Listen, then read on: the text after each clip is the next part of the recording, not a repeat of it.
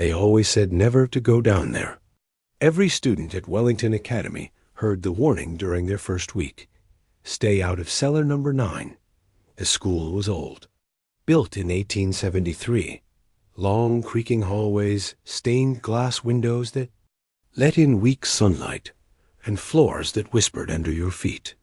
It was the kind of place that looked cold, even when the heat was on.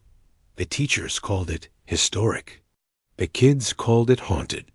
Cellar Number 9 was in the oldest wing, past the locked kitchen, behind a rusted iron door with a sign that simply read, "Do not enter." Of course, that just made it more interesting. Jamie Ellis was not brave.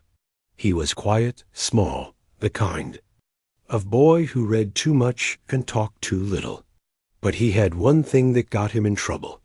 He was curious. Not the loud kind of curious, the dangerous kind. The kind that keeps digging, even when something inside you screams stop.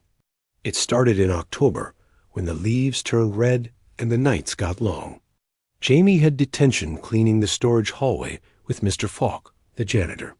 The man was nearly bald, with thick glasses and hands that never stopped trembling.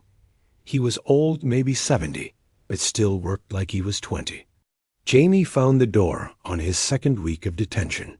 It was low, iron, and colder than the walls around it. A small metal number was nailed to it. 9. What's down there? Jamie asked. Mr. Falk stopped sweeping. His hand tightened on the broom. Nothing for you, he said. Forget you saw it. Jamie did not forget. The dream started that night. Jamie saw stairs, wet stone steps winding down forever. He heard Whisper's faint voices, speaking just behind his ear. But when he turned, there was no one. In class, he felt eyes on him. In the bathroom, he heard humming soft, like a lullaby coming from the vents. By Friday, Jamie was not sleeping. Dark circles bloomed under his eyes. He started drawing. The door in his notebook. Over and over, with thicker lines, darker pencil. His best friend Ryan noticed. You look like crap, Ryan said. You sick? Jamie shook his head. There's something down there. Ryan rolled his eyes. You mean the ghost stories? Man, every school has one. Last year, it was a kid in the mirror. Year before that, it was some headless nun. No, Jamie said, eyes wide. This is different. That weekend, Jamie stole a key. Mr. Falk left it hanging on a belt hook while fixing a broken window. Jamie reached out, trembling, and pocketed it before he could change his mind. It was raining when Jamie went back.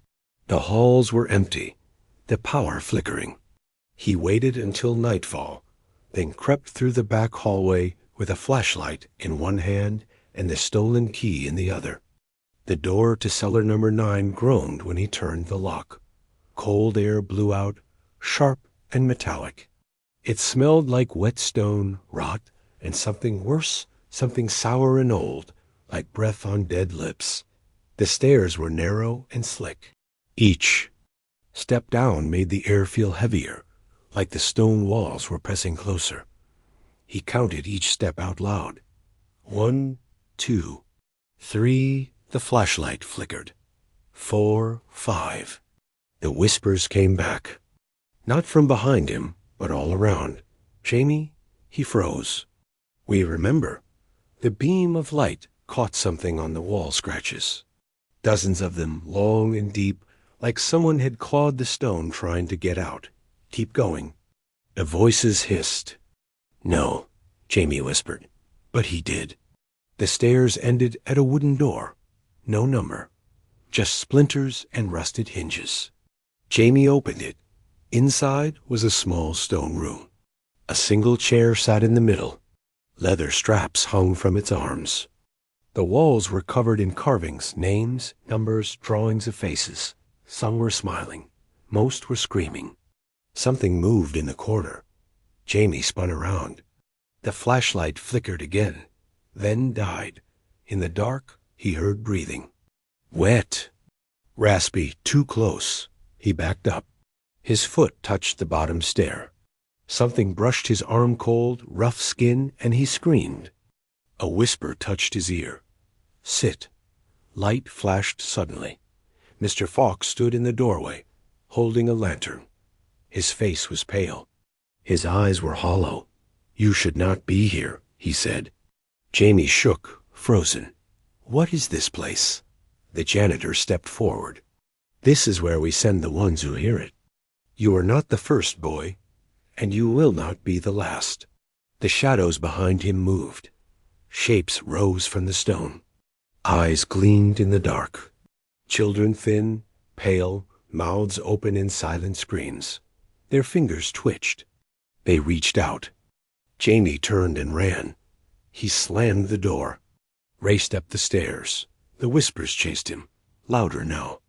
"Come back." He burst into the hallway, gasping, and threw the key down the drain. He never went back. Jamie left Wellington the next year.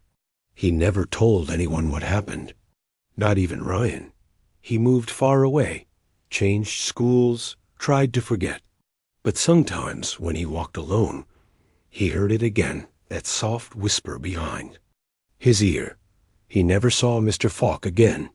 Wellington Academy burned down 5 years later. No one knew how the fire started. They said it began in the basement. 9 bodies were found below the old kitchen. Only 8 were ever identified.